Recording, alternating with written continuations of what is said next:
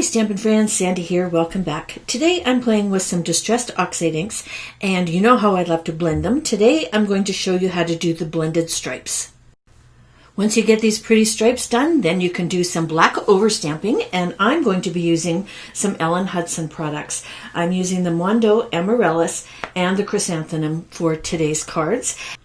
And the sentiments for both the cards come from the stamp set, That Thing You Did. Everybody loves a little snarky now and then, don't you think? And this is a great all-occasion stamp set.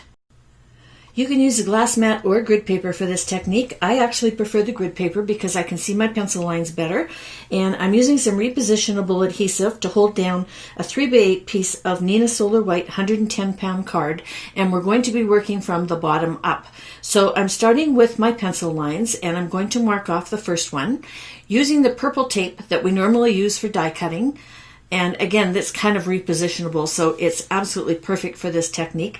And you're also going to need a microfiber cloth because you need to wipe the ink off in between each one of the applications. The colors I'm using are mustard seed, ripe persimmon, picked raspberry, and mowed lawn. And I'm starting with mowed lawn and the blending brushes, and I'm putting my green down. And then you want to take that microfiber cloth and you want to clean your tape off in between each one of these. So gently peel it back, and then I'm going to take it, I'm going to cover what I just did, I'm going to mark my next line, and I'm going to add my second piece of tape so that I can add the pink to the next step. And this is just going to go on and on all the way up the card.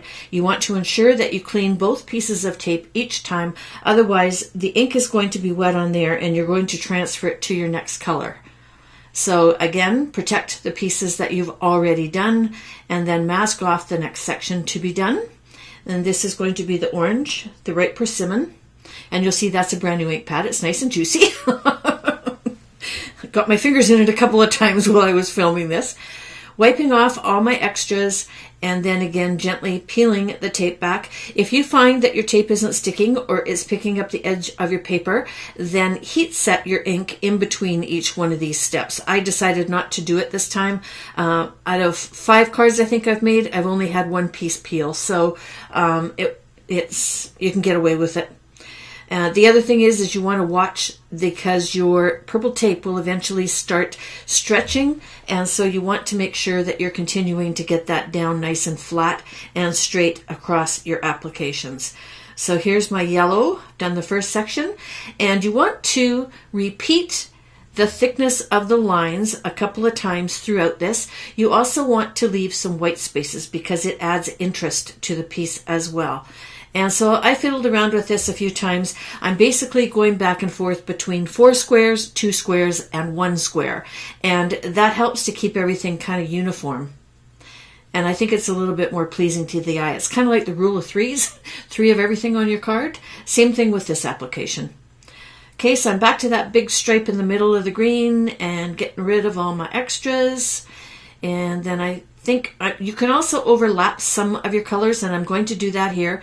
I'm going to put the tape back over on the 3rd line and leave a little bit of the green exposed, and then I'm going to cover 2 squares, and I'm going to add some yellow in here, and you'll see that it lightens the green obviously, and that adds another tone.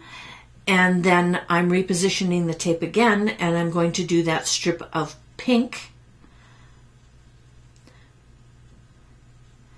So I'm leaving the second part of the yellow exposed, adding my second tape, okay, making sure that the edges are down, and then I'm adding my pink. And you see that my edge peeled back there?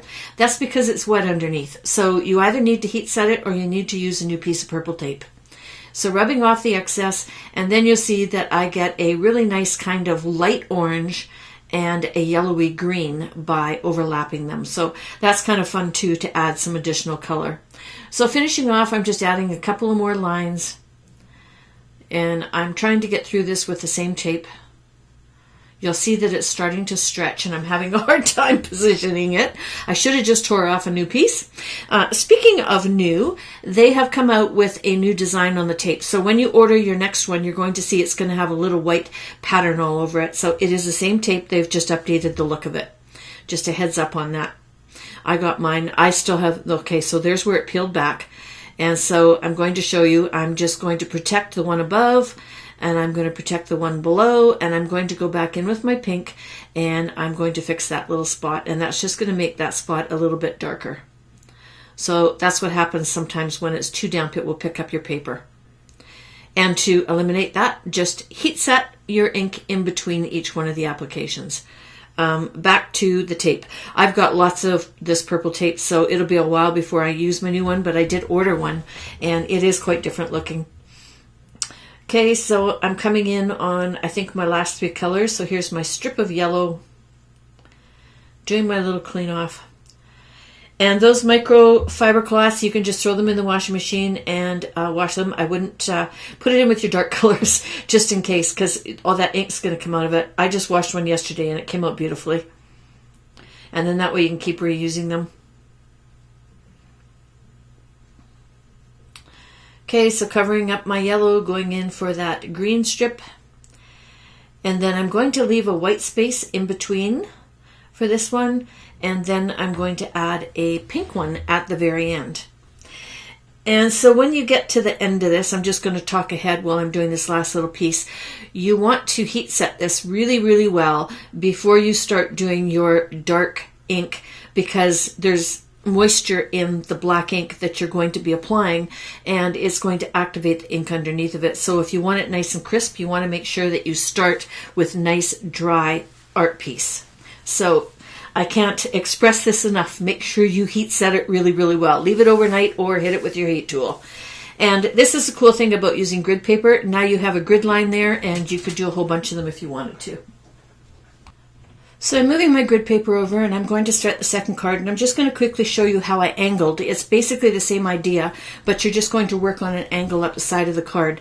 And you don't want to do this over top of the place that you just were, because you can actually pick up all that ink and rub it in, and you might end up with green in your yellow and orange in your pink and have a nice little mess going on there. So I'm resetting over on a nice clean spot, and we're going to repeat the process, but this time I'm going to work up the right side and across the bottom and eventually up the left side.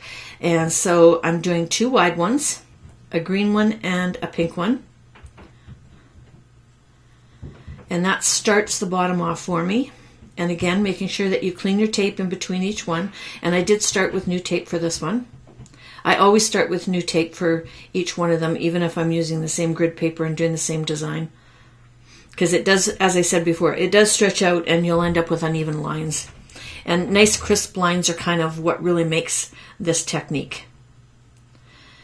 Okay, so coming ahead and adding this one, I'm going in with my orange, my Persimmon. That's such a pretty orange. Cleaning back, peeling the paper back, and going on to the next color. So I'm just going to speed this up. I don't need to talk through this. I've already explained it. You are going to see at one part that I actually stick my pink brush into the green ink, and I just want to point out that the microfiber cloth is also very good at cleaning your brushes off for you. So here you go. I'm just going to speed it up. See you in a minute.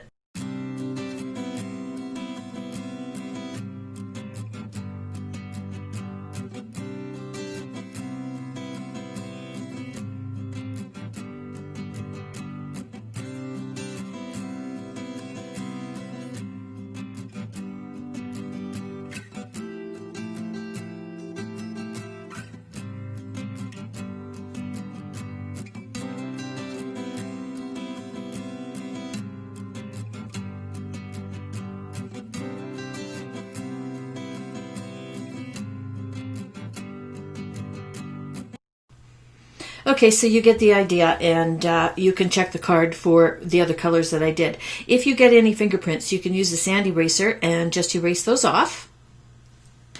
And now we're going to go on to the inking up and stamping the black images. And so I've got this popped into my MISTI. I've got all my stamps lined up, and I'm going to stamp all of them at once. There's plenty of room to do that. I'm using the VersaMark black ink. It's nice and crisp, and it goes over these colors just beautifully. And I did stamp it a couple of times to make sure that it was good and dark. You've got to push really hard on the center of that flower to get all the little stamens. I finally ended up using my elbow at the end of it to get that last little bit in there. I think I erased that out of the film though.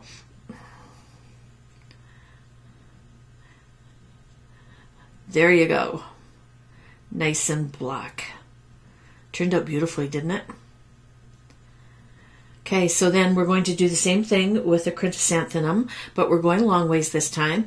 And there are a couple of leaves for the chrysanthemum as well. So again, I'm stamping the sentiments and the main flower at the same time. And again, I do this twice to get a nice dark image. And I want to add the leaves to this as well too. So I'm going to take my heat tool and I'm going to dry the ink. The VersaFine does take a few minutes to dry, so heat setting it just speeds it up.